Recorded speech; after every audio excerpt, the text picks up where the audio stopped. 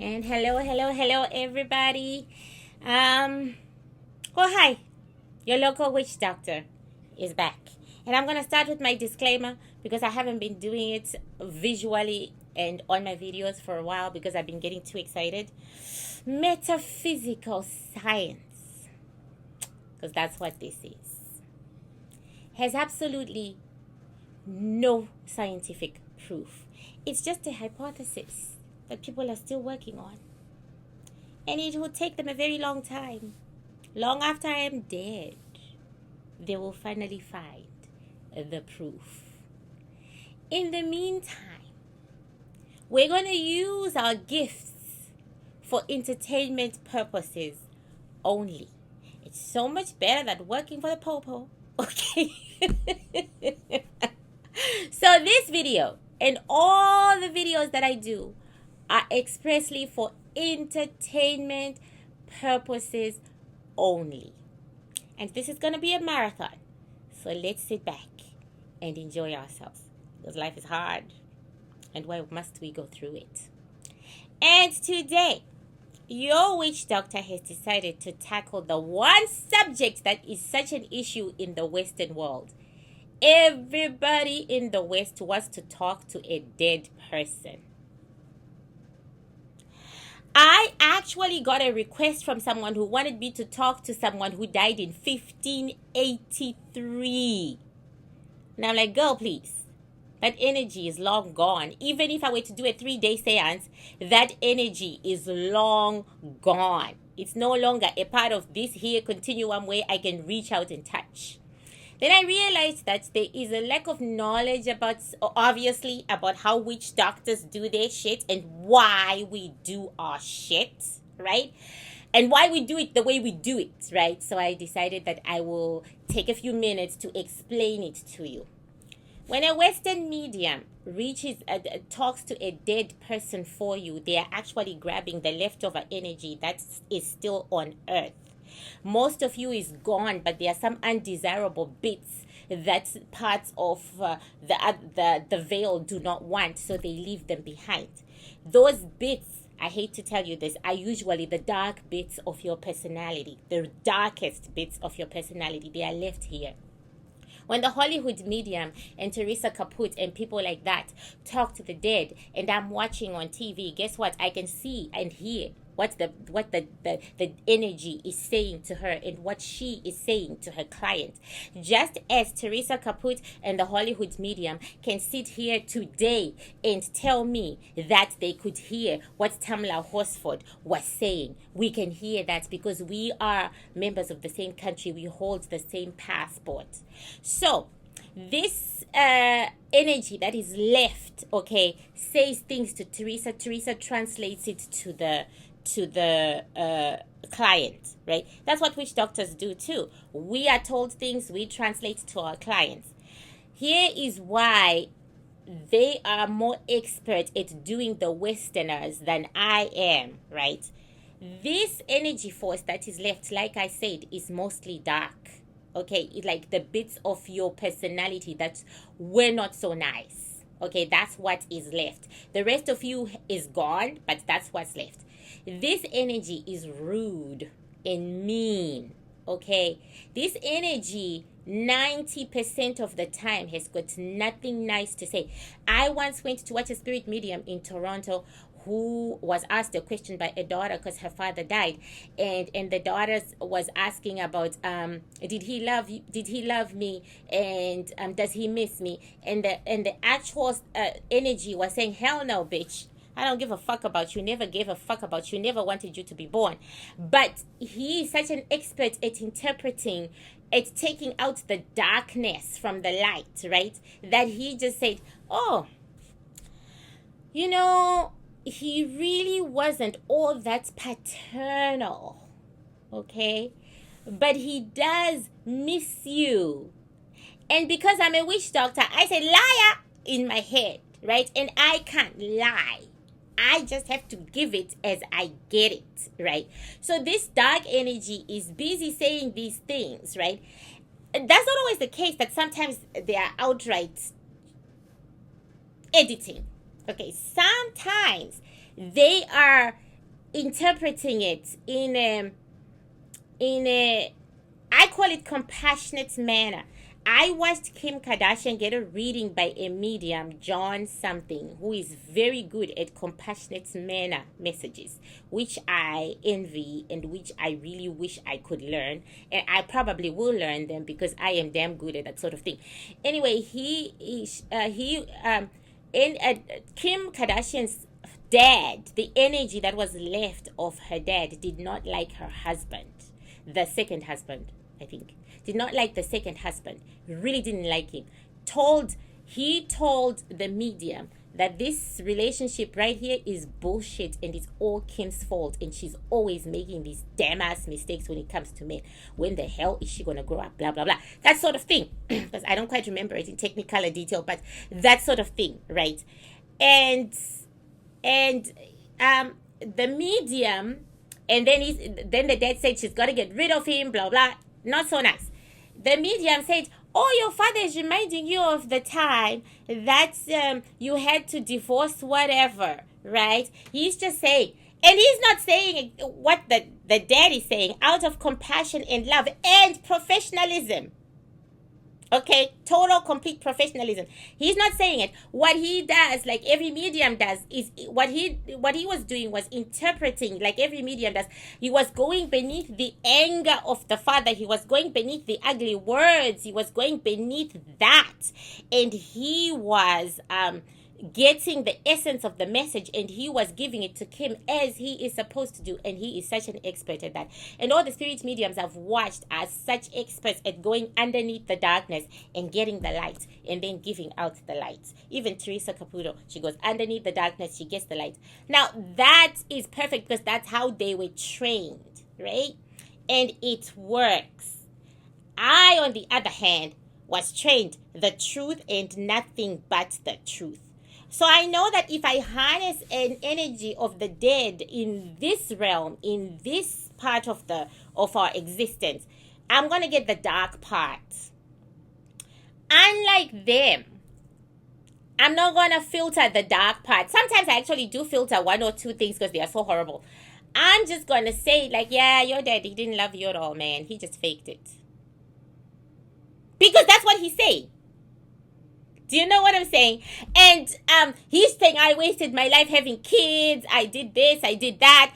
That's what this energy is saying. And nobody trains me to filter that, to get or to reinterpret. Okay, no one taught me to reinterpret. I'm just told you have to tell the truth as it is seen. Like I said, not all the time do they have dark things to say. Okay, Kenneka Jenkins, for instance, just said, I'm not interested, but you can talk about me, but I am not interested because, I have better things to do with my time. So that energy of Kenneka Jenkins said that, right? It said, I'm not interested, I have better things to do with my time. And it wafted off, and I respected that, and I am still going to tell you what it said, right? But I cannot filter. I am therefore going to tell you what it is, because this is exactly how this person used to think about you.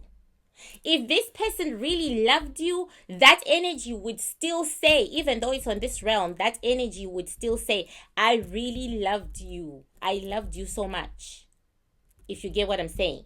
That energy is still stating truth, but that energy has been left behind because there are things left unsaid and things left undone. And those things were usually because that person was lying. Like that person was telling you, I really love you, and they didn't love you at all. In Kim Kardashian's case with her father, there was a lot of love from that energy from the man towards his children. He really, really loved them. Okay. And yes, he claimed Chloe. So I don't know where people get the idea that he isn't Chloe's father, but he claimed Chloe. Anyway, the point is, in that one, he really, really loved them. But in the case in Toronto where I went to see a medium, the medium had to be kind. The medium had to do something, to not break this young girl's heart. So today I am going to do two people. Well, I'm just going to tell you what we got from Kenneka Jenkins so that everybody has it. And then I am going to do Tamla Horsford. And she what's left of her here also doesn't have anything nice to say. But I am going to try to filter as much as possible in the spirit of growth.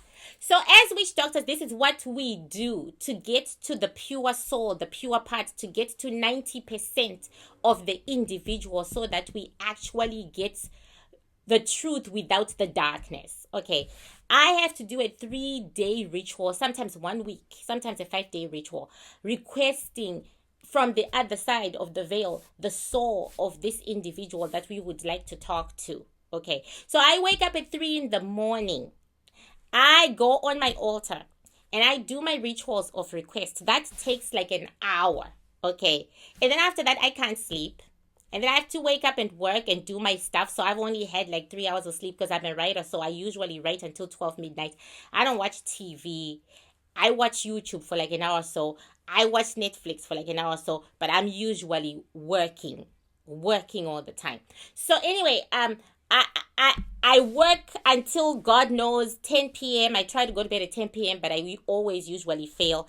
And then usually I go to bed at 12 midnight, and then I wake up again at 3, which means I've had just 2 hours of sleep. And then I once again make the request for the dead person's soul, and this time, this time I get an answer. It's a yes or nay, or you need to ask us for 2 more days or 3 more days. Then I'm surviving on 3 hours of sleep, right, for the whole week, or the 3 days, or the 7 days that this soul requires for it to come out. And then on the last day, I wake up at 3. I'm still supposed to have all my faculties together. I sit down, and then I do the seance, and then I ask the questions I ask the soul the questions that the client wanted answered. Okay, that's a lot of work, because I'm surviving on 3 hours of sleep. That is a lot of work. The longer they've been dead, the longer the waking up and the longer the rituals. But at least I'm getting 90% of a pure soul. And that pure soul is going to be the loving one, the kind one, the forgiving one. Because, the dark side has been left on this, the worst sides have been left on this side of the earth, and the great sides have gone there. Don't ask me why there is such a divide. Don't ask me why some parts of you are left floating because they are dark, and the good, the not so dark, and the good parts of you go, I don't know, maybe there's no claim or ownership on them. I have no idea.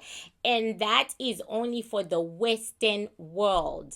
Okay, this part where part of you is still floating and the rest of you is gone, it's only for the Western world, and it's only for Christians. I don't understand why you have to talk to a Catholic priest about that. With us, the Bantu, the entire soul goes. So I can't even shake my plate and get Oliver Mtukudzi. I can't. He's gone. I can't. Those of us with second sight actually watched him transcend. Boom! Right?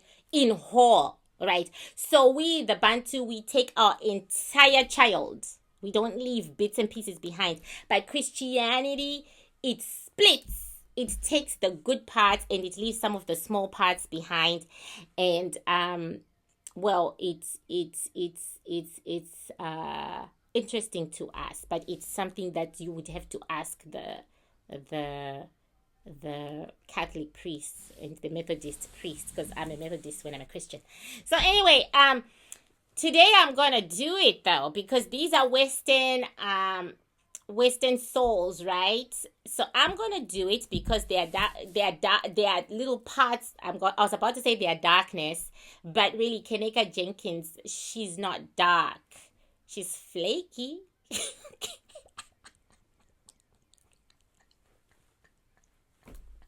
She's extremely flaky, but she's not dark. Okay.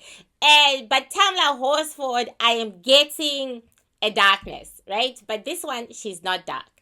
And also, we as witch doctors, we don't believe that the truth comes out of anything that's left behind when someone is gone.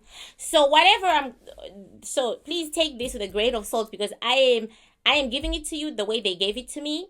But I am not taking it as 200%, right? Because, well, the tricky side is left. The mean side is the one we are dealing with. The The hostile side is the side we are dealing with. I don't know why souls are split, but that's beyond me. So when you ask me for a reading, you're gonna notice that I actually put a fee for talking to the dead. I'm hoping that none of you are out here chasing the dead, but I'm getting so many requests for it. I can shake my plate and get your dead person in my plate, but they are so dark. They are so dark. You may not want to hear what they have to say. And I may not want to tell you what they have to say. Okay. Or I can do an Aliyah seance, but that will cost you money, dog. Because that is like a lot of work. I've just explained. And then after the seance, it takes me 48 hours of recovery. So I'm practically sleeping for 48 hours.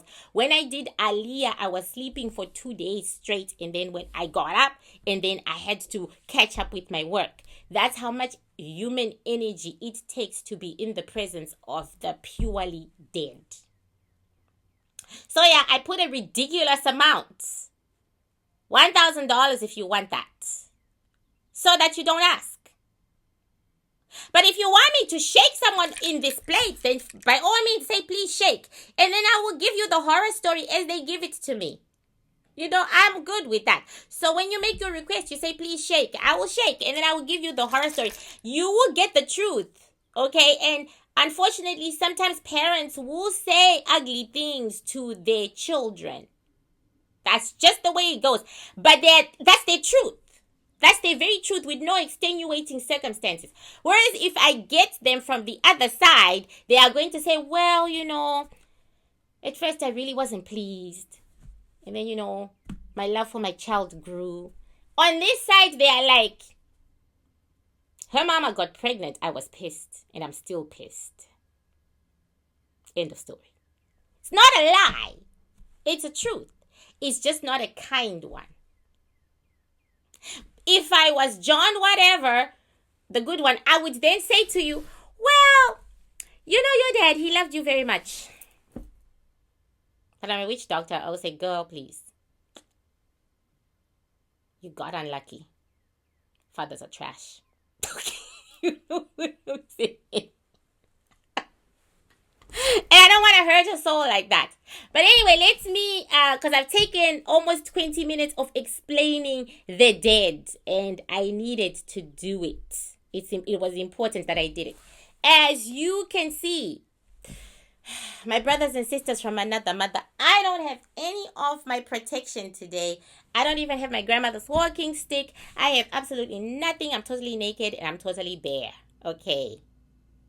That's because I'm in the middle of a ritual and my staff are doing ritualistic things. They are harnessing energy for a ritualistic thing and they'll be doing it for a few days.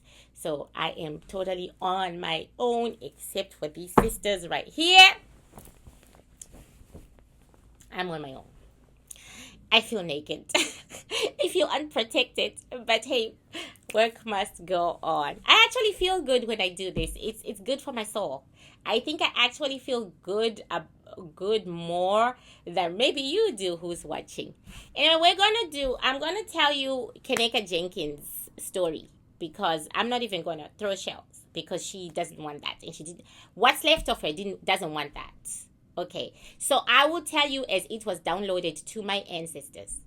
Kenneka Jenkins' death was an accident. Okay. She went to that hotel on the regular to do her business as a woman. She went there to get some. Okay? This is where they hung out as a group. And this is where they were having sex and stuff like that. The men who were in the room with her were people she already knew. This is not a major story here. She knew them and she'd had sex with one. And, you know, these were her people. Let me put it that way. This girl loved to party. This girl had been to that hotel so many times that she knew the kitchen staff, because the kitchen staff was black, and she made friends of them, and they were male, and she made friends of them. And so they used to sneak her into the kitchen sometimes and give her things that she would take to the rooms, like food or whatever, burritos or whatever she wanted from the kitchen, and she would take to the rooms where she was having fun with another bunch of people. Kenneka was a party girl. She drank a lot, she drugged a lot. She just knew how to handle her life. She handled her party life, and she handled her other life in equal form. She was a very balanced soul, and she's extremely balanced. That particular night, she drank and drugged, as she always did, because she was in the company of people she trusted and loved. Everybody who was in that room, male and female, was adored by Kenneka. They were her friends. Okay, so she got wasted, and in between the wasted, as we all do sometimes, we kind of lose perspective. She decided to go and get some ice. So she told everybody who was also wasted. Everybody was wasted in that room. I am going to get some ice. And nobody heard her. And she left. Nobody heard her. And she left. She walked to the corner of the little, wherever they kept the ice. There was no ice, which is what usually happens in places like those. There was no ice. So Kenneka stumbled downstairs. Gudu gudu. Gudu gudu. Gudu gudu. To the kitchen. Because Kenneka knew her way to the kitchen. Because some of the people who worked in the kitchen were her friends. Okay, so she walked to the kitchen. She walked to the fridge where her friend had taken out ice for her once and given it to her. She stepped into the fridge. Accidentally, she stumbled into the fridge. Broom. She opened the fridge. The fridge was huge. She stumbled into the fridge. Broom. And the door closed on her. And she froze to death. There is absolutely no story here. It was an accident. And the police findings that it was an accident were correct. Everybody in that room loved Kenneka. When they woke up the next day, and I'm sure if people ask them, they will tell you the very same thing, because this comes from Kenneka's, the part that is left on this earth, right? They thought she'd gone home. They really did. That's why no one looked for her. They thought she'd gone home because they were wasted too. So, she went home. Bitch must have had to work in the morning or something like that, and they left. Everybody in that room, including those guys, they liked Kenneka very much. She was very comfortable with them. She says she doesn't know where people got the idea that she didn't know these guys. She doesn't know where people got that idea. Okay. She knew them. They hung out. They brought the booze, and they brought the drugs. And that's how it was. Them girls brought their vaginas. Them guys provided. Right? And then they all got together and they all had fun.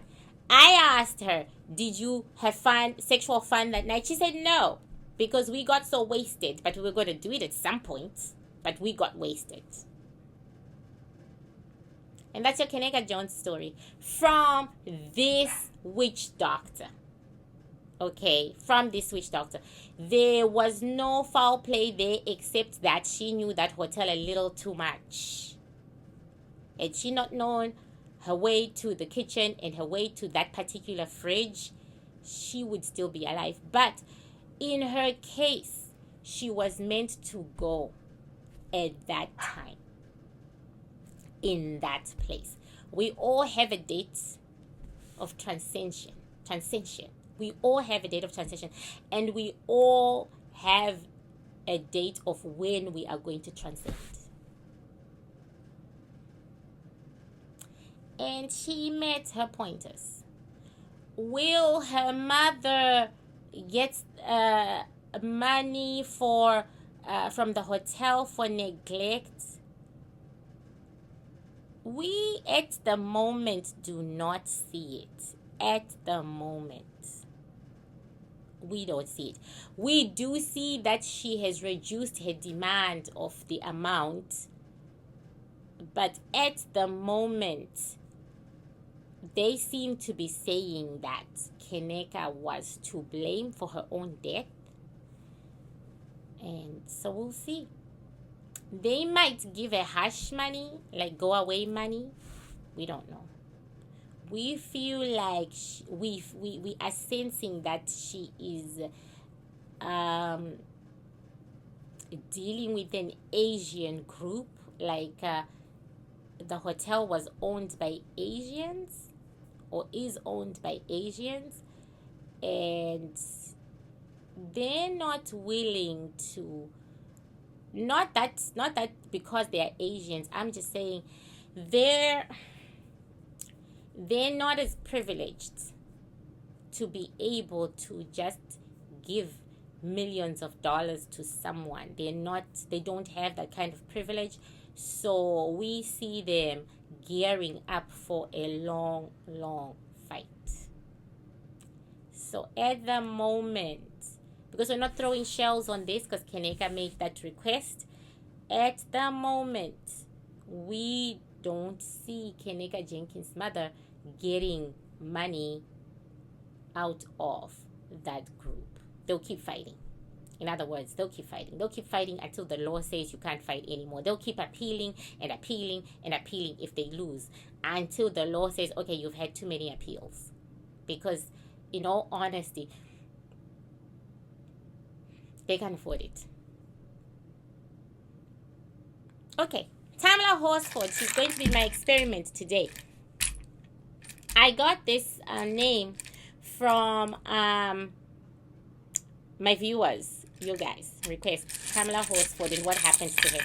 I read the story a little bit and I kind of got the story. Well, I might see now I'm itchy and I don't have my stuff. And my ancestors kind of got the story and then they kind of said no, not interested. And then because I've had so many requests to read people who died in the 14th century and the 15th century and 6th. I mean, if you have a name of an ancestor who lived in the 15th century and they died in the 15th century and you have their name, you know what I'm saying? Genealogy is really good because you came from that culture where they kept records. I have a record of all my ancestors going down back, but that's because we were the ruling family of my tribe, right?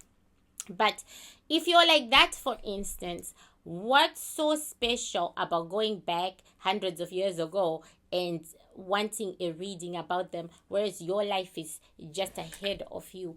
I really wish people would focus on their own light and living their life as it is today, because trust and believe, nothing that happened in the 15th century affects you today. Okay, nothing, because that energy is long gone. Like when somebody said to me, can you read Marilyn Monroe? And I said, oh my God, how old was I when she died? For goodness sake. By now, Marilyn Monroe, her energy is not gone yet. It's not gone yet. It's still floating about. And, well, a part of her is still floating about because I guess she was a Jew. I think she was Jewish. I'm better at telling Jews to Christians because Judaism is an older religion and my religion has a lot in common with Judaism because it's an older religion, right? Not so much with Christianity, but more with Judaism. For instance, our holy day, the day of rest, is a Friday, and in Judaism it's a Friday. So a lot of old religions kind of like know each other a little bit. Orthodox Christianity has more in common with my religion than this current religion, but that's another video for another time. Anyway, Tamla Horsford, we're gonna do her now so that I can stop ranting and raving. I'm gonna call her and she's already waiting, but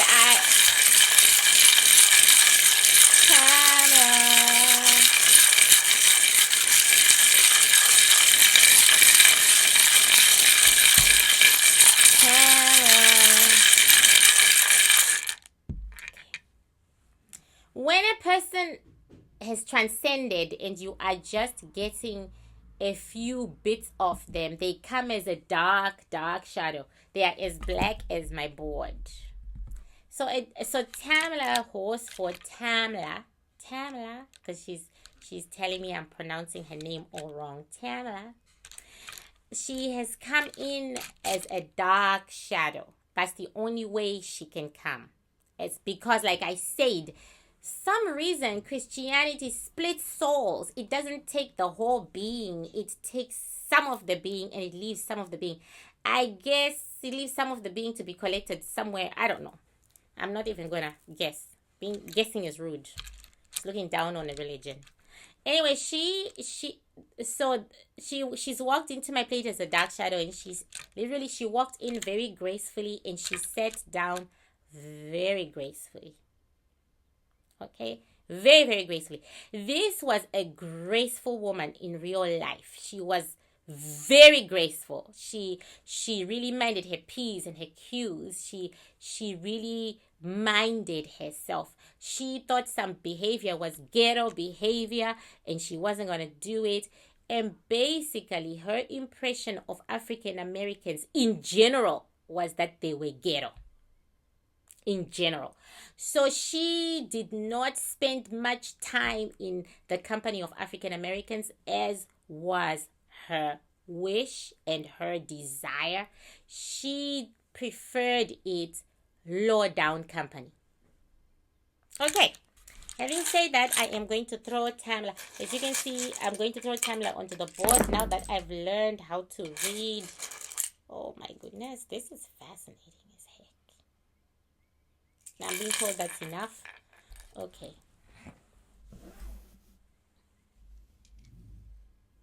Okay, and then I'm being told to protect thyself, and I have to go and get my green material.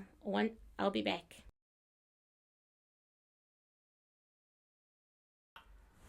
And meet my ancestor, the Pathfinder.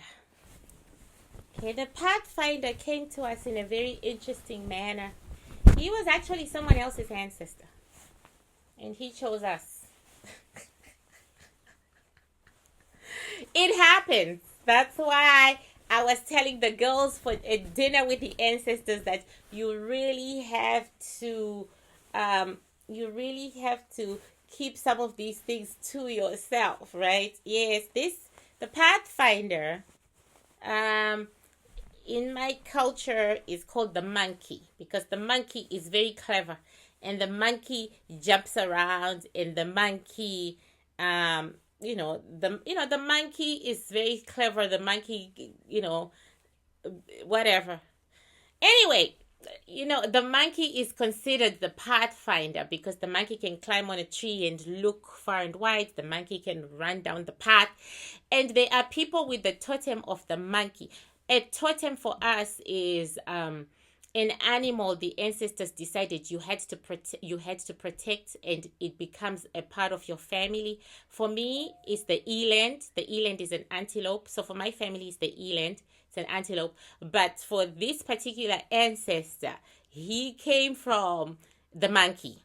The monkey. The monkey, the people who were given the monkey to protect. So their totem is a monkey. And this particular ancestor, he was brought to me by the people from the monkey because they were trying to steal something from my ass. And the ancestor decided to stay. See, so that's why I'm saying, hey, be careful with your ancestors. They're precious. People want them. So anyway, the Pathfinder is going to help me with this spread, right? I was told to get the Pathfinder to be protection. So the Pathfinder is going to help me with this spread. And this is Tamela Horsford, ladies and gentlemen. And I am going to push everything forward so that we can see, we can all see the pattern. Yeah.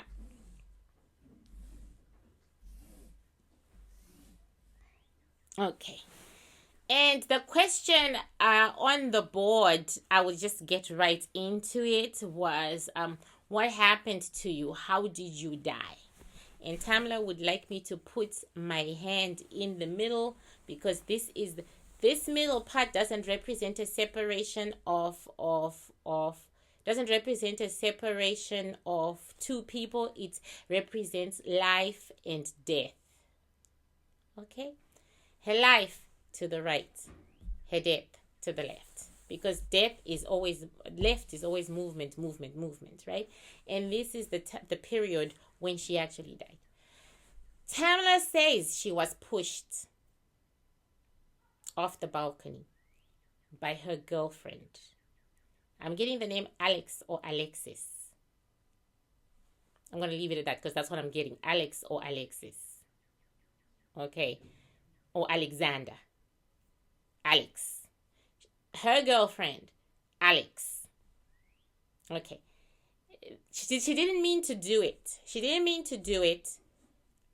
I was drunk. She was drunk.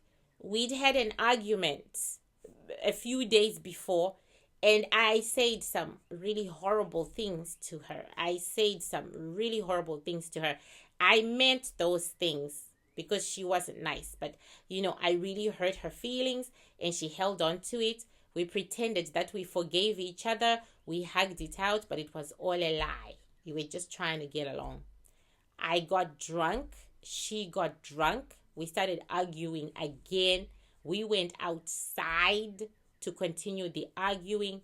I wasn't quite steady on my feet. I said something really horrible. She ran screaming, and she put her hands on my chest, and then she pushed, but I wasn't steady on my feet anyway, and I fell. I blame myself. So I'm asking her how it is that the police thought that she had been pushed by a man or she had been killed by a man. That's what I'm asking right now. I don't know.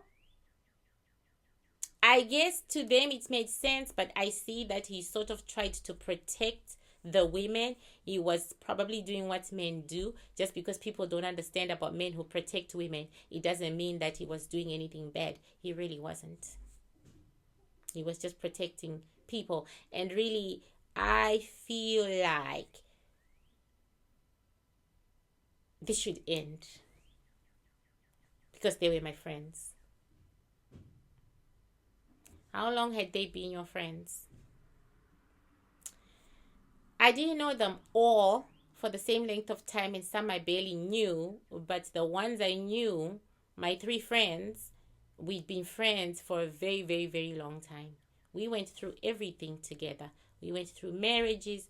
We went through our husbands cheating on us. We went through having children. We went through everything. You're a good one on talking about the human experience. You're a good one on saying everybody has people they walk with in the human experience. I had people, and my people were at that party. And right now, everybody's hurting. I'm going to ask her a question.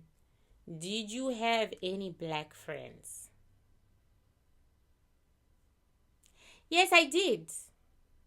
I wasn't very close to them, but I did. I never really felt black. I didn't.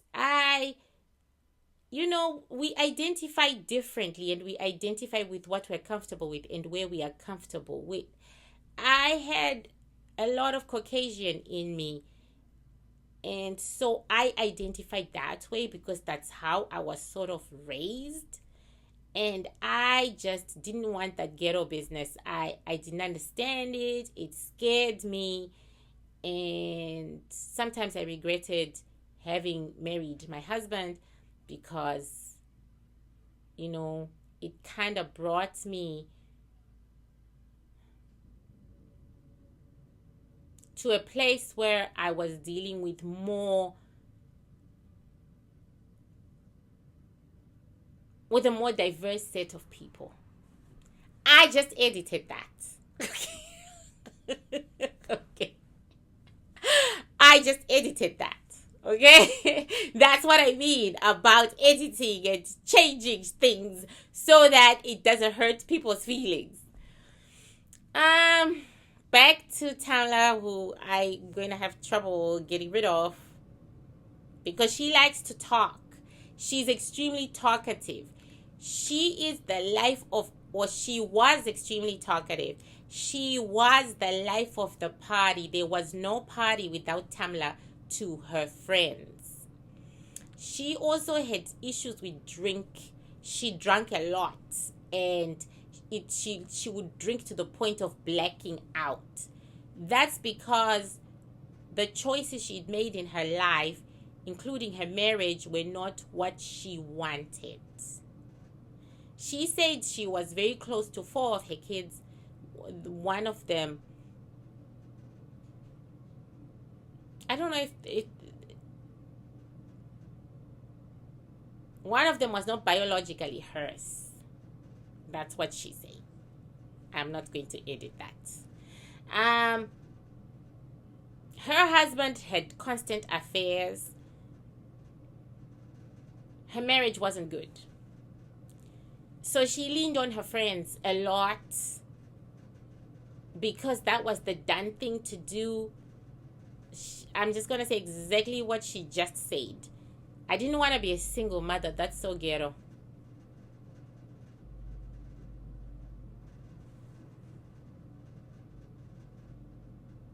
Some things I'm going to edit, not everything. I didn't want to be that cliche. That cliche that happens to be true about black women.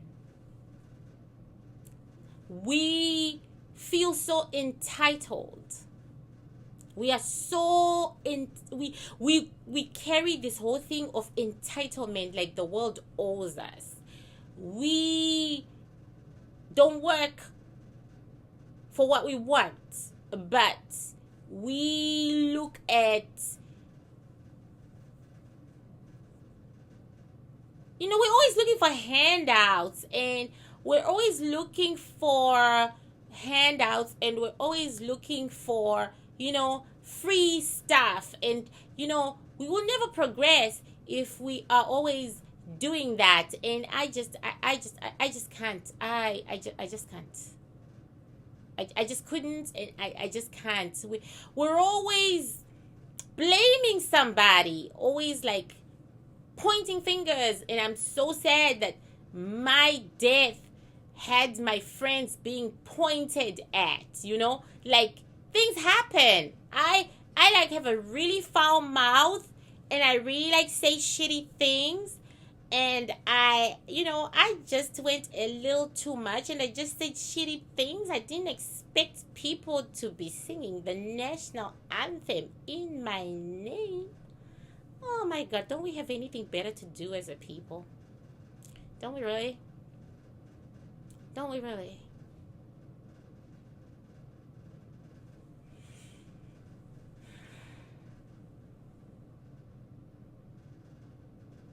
Okay.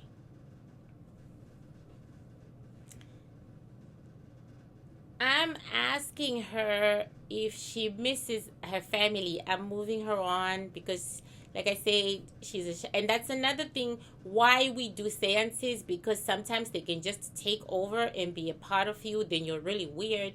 Then you really feel weird. And then you really hear weird things coming out of you. I mean, who needs that? So I'm getting her back to her kids so that I can sort of have control of the situation.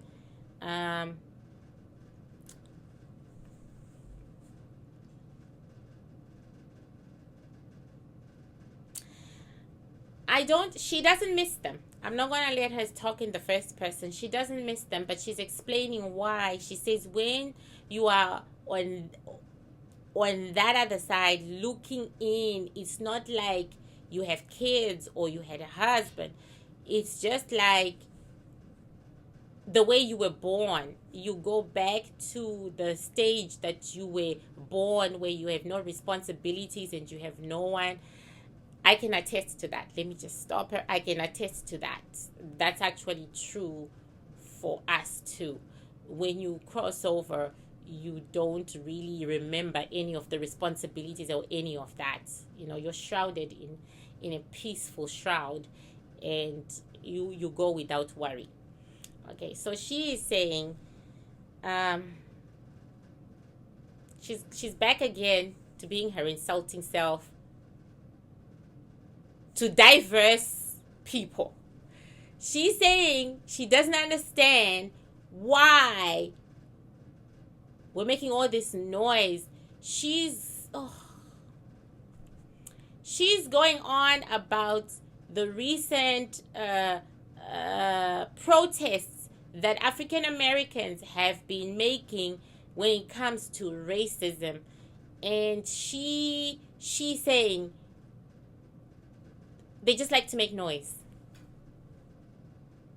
There's no racism. There was never any. They just like to make noise. Anything at all to make noise. Gives us a sense of purpose. When we should be wealth building. When we should be giving ourselves a sense of purpose by building wealth and by raising responsible men and women, and by getting rid of the baby mama and getting rid of the prison, going to prison male and all that. We have so much to do as a community, but we spent our time yelling and screaming like some primitive asses. And I'm not for that. I'm not for that. I just wasn't impressed by any of it.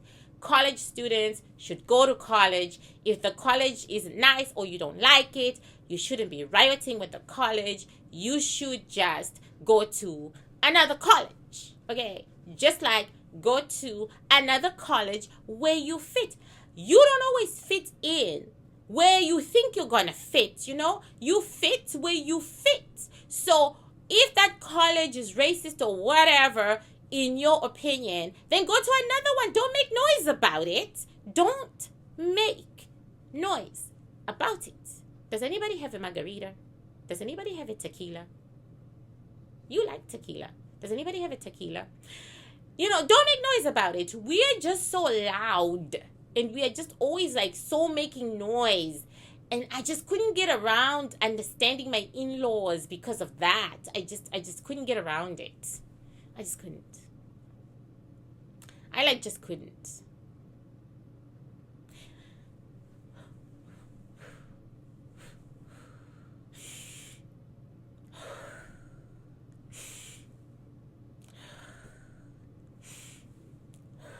So I'm asking Tamla a question. Will this Alex, first or second name, because it could be her second name, because she is like protecting her friends. Will this Alex, first or second name, ever be caught and go to prison? No. Because there's no need. No. In other words, she is also helping on the other side to actively make sure that nothing happens to her friends. And she's agreeing with me. She just said, that's why I'm here. I won't let people make noise with my name. Just using my name as an excuse to make noise. I mean, think about it. Think about it. How many black women have all white friends and go to slumber parties with their all white friends? I mean, how many of us do that? How many? It's not like there's gonna be another black woman who goes to a party and dies there and she was the only black person. It's not like that's ever gonna happen again, because how many of us do that? Most of us just like to hang out with each other where we learn nothing but how to braid hair. I mean, how many of us really have that kind of lifestyle? I mean, let's be honest. How many? How many? Just making noise. No, there's no progress in noise, just making noise to entertain yourselves. You're right here talking to me, or I'm talking through you for entertainment. Entertainment, that's all. Making noise. I mean, how many? This was a fluke. It's never going to happen again. And would anybody have cared if I was white? Nobody would have cared if I was white. Nobody still cares that probably my worldview was more white than black. No one cares. No one cares. People just want to make noise because of the hue of my skin. It's just a hue, people. It's nothing. It's just a hue. We all come in hues. Even white people have different shades of white. You don't see them making noise about that. But we make noise about different shades of black, light skin, dark skin. And we make such a big deal about it because we're not developed enough mentally and psychologically to, you don't see any other races making that kind of noise, do you? We just lack a maturity and a development, and we just like to make noise. And on that note, I'm ending this because I personally feel like I'm really being insulted. I don't know about any of you, but I feel like I'm being insulted, and no disrespect to the transcendent. I just feel like I have been greatly disrespected. I would like to thank Tamla, and I would like to send you away with a song. Where is the song? Thank God I'm playing a hardcore song of my people.